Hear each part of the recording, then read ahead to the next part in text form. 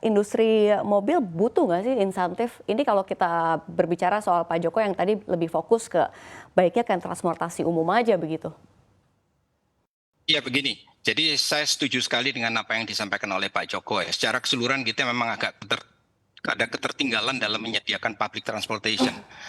MRT aja kan baru beberapa belakangan ini muncul, dan itulah yang diperlukan di kota-kota besar.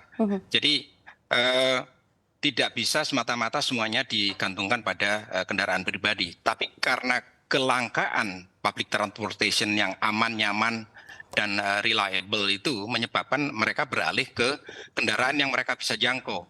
Misalnya apakah roda 4, apakah roda 2. Tadi Pak Joko menyinggung masalah revolusi sepeda motor ya. Itu karena kebutuhan masyarakat untuk melakukan mobilitas seiring dengan pertumbuhan ekonomi. Jadi industri kendaraan bermotor itu beriringan dengan pertumbuhan ekonomi sebuah negara. Nah inilah yang menyebabkan kita harus hati-hati di situ, bukan hitam atau putih saja, tapi kita ada proses peralihan seperti halnya dengan proses transisi energi tadi kan. Ini sekarang adalah eranya menuju net zero emission. Nah kalau kita tidak ikut, kita punya sumber daya, kita punya tenaga, kita ketertinggalan. Akhirnya kita cuma jadi pasar. Perlu diingat ya, di Indonesia ini untuk pasar kendaraan bermotor, domestic market kita itu paling besar di ASEAN. 33% penjualan kendaraan bermotor di ASEAN adanya di Indonesia. Nah, sangat salah kalau kemudian kita dengan adanya free trade agreement dan sebagainya, kita tidak punya industrinya dan kita malah mendatangkan dari luar. Inilah yang kita harus jaga, karena ini juga menyediakan lapangan kerja bagi banyak masyarakat Indonesia di ekosistem industri kendaraan bermotor.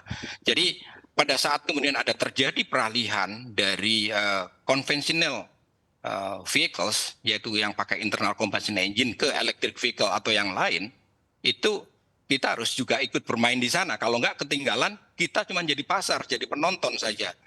Dan perlu diingat juga kalau kita kaitannya dengan emisi, electric vehicle ya ini lagi seksi kan isunya. Tapi itu bukan satu-satunya solusi untuk menuju net zero emission. Indonesia sudah memelopori apa yang dinamakan dengan biodiesel. Kita ini sekarang konten biodieselnya paling tinggi di dunia.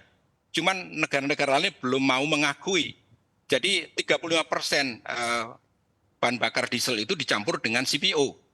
Dan itu paling tinggi di dunia. Dan sebetulnya CPO-nya pun bisa diubah menjadi bahan bakar diesel 100%. Cuman memang prosesnya masih lebih mahal. Baik. Belum lagi etanol. Ini yang menjadi alternatif lain menuju net zero emission, dan itu tadi disinggung tadi bisa mengurangi sulfur, bisa mengurangi CO2 dan sebagainya. Jadi panjang ceritanya, nggak sesederhana kemudian ini salah atau ini yang itu betul. Baik. Kira-kira gitu Mbak Safira. Baik Pak Kuku, bisa dipertegas, jadi akankah begitu ya kalau kita lihat industri ini mandek kalau tidak ada insentif dari pemerintah begitu, atau bantuan pemerintah kita sebut saja? Begini, dalam kondisi tertentu kita perlukan insentif, tapi dalam proses awal kalau kita bicara electric vehicles ya, ini kan masyarakat masih baru, sesuatu yang baru itu perlu didorong. Nah ini sebetulnya insentif pajak ini membuat masyarakat jadi aware, oh ya saya bisa mendapatkan ini dengan harga yang relatif lebih murah. Contohnya saja tahun lalu pada saat electric vehicle diperkenalkan, di tahun 2021 penjualannya 700 unit nggak lebih. Namun kemudian di 2022 dipamerkan bahwa ini ada electric vehicles yang harganya terjangkau. Ini harga terjangkau ini juga penting. Dengan harga kisaran 300 juta ke bawah, masyarakat berpikir nih, kalau saya beli ini, dia bisa menghemat penggunaan fossil fuel dan bisa dicolok di rumah. Nah ini kemudian ternyata dari 700 di tahun 2022 penjualan meningkat menjadi 10.000. Karena banyak masyarakat yang saya tanyakan, ini lumayan ini bisa untuk ngantar anak sekolah, bisa untuk pergi belanja, bisa untuk ke kantor, karena ini sifatnya city. Nah ini kaitannya juga dengan yang disampaikan Pak Joko tadi, karena ada keterbatasan public transportation. Kalau public transportation-nya nyaman, mereka juga akan beralih. Jadi ini adalah masa transisi, kalau saya bilang. Begitu Mbak Safira. Baik, ini adalah masa transisi. Saya akan ke Pak Joko begitu ya. Pak Joko ini menarik. Tadi apa yang dikatakan Pak Kuku begitu ya, kita menuju era net zero. Artinya memang ini kalau kita lihat lagi pernyataan dari Pak Luhut, memang negara lain juga melakukan hal yang sama. Jadi jangan melawan arus dunia begitu ya. Jadi akhirnya kita harus mengikuti juga. Tapi ini menurut pandangan Anda seperti apa? Sebenarnya kalau di Jakarta ada kebijakan menerapkan IRP itu bagus. IRP itu kan salah satu kebijakan yang melarang kendaraan pribadi, tapi khusus untuk listrik itu dibolehkan lewat. Artinya kan secara tidak langsung orang akan berganti suatu saat. Itu proses sebenarnya. Sayangnya IRP-nya belum disetujui DPRD-nya, yang dulu dia menggebu-gebu, kemudian mau diterapkan, dia ketakutan sendiri, takut nggak dipilih gitu kan. Nah, saya bilang padahal yang milih itu orang-orang kelas biasa, yang menengah nggak mau milih dia. Takutan, padahal itu sebenarnya salah satu cara orang untuk beralih. Saya yakin itu bisa, cuman itu tadi ada ketakutan sehingga harus kita lakukan hal lain juga. Artinya ini tetap harus jalan, saya setuju lah ya. Tapi tadi public transportnya tetap harus jalan bagi kota-kota yang, terutama yang konversi lah.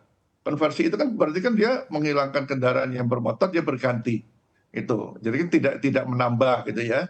Problemnya seperti itu. Dan bagi kota-kota yang lainnya, ya tadi saya bilang Indonesia banyak pulau-pulau kecil, itu mereka lokal-lokal itu butuh mobilitas juga gitu ya. Itu dikembangin motor listrik aja cukup mereka. Ya, contohnya saya bilang di Asmat, daerah seperti itu cukup banyak di Indonesia. Nah itu dikembangkan seperti itu. Nah nanti yang public transport ini ya sudah, toh kita juga PT Inka itu sudah memproduksi juga ya. Jadi mereka juga bisa membuat yang lebih layak lagi dan itu bisa banyak digunakan. Ya mungkin nanti sebagai contoh nanti di IKN lah. IKN itu sudah nanti ya sebagai listrik semua. Itu salah satu contoh. Saya kira kita perlu satu daerah seperti itu yang nantinya akan berubah. Memang ini butuh waktu lama. Saya ke China 2010 itu dia sudah mencoba kendaraan listrik 2010. Kita belum tahu apa-apa pada saat itu. Mereka pun bilang total dihitung paling nggak 100 tahun mereka butuh waktu. Bayangin 100 tahun buat yang China yang masih, apalagi kita kan butuh waktu. Dan tidak bisa tidak memang kita harus meninggalkan energi batu bara yang polusinya memang cukup tinggi. Tapi daerah-daerah yang sumber airnya cukup banyak, mikrohidronya kita dikembangkan. Ya, sehingga tidak perlu lagi bawa batu bara kemana-mana, karena ongkosnya juga polusinya cukup tinggi. Ini proses semuanya. Ya. Dan memang tadi yang penting kita kalimatnya adalah insentif bukan subsidi. Nanti agak rancu ini masyarakat. Kalau subsidi wah ngamuk dia. Pasti ini insentif. Nah, ya memang di dalam Perpres itu ada 11 aspek ya. Salah satunya pengusaha angkutan umum. Nah, mungkin pengusaha angkutan umum ini juga perlu diberi insentif atau subsidi untuk mereka mengembangkan angkutan-angkutan di daerah masing-masing.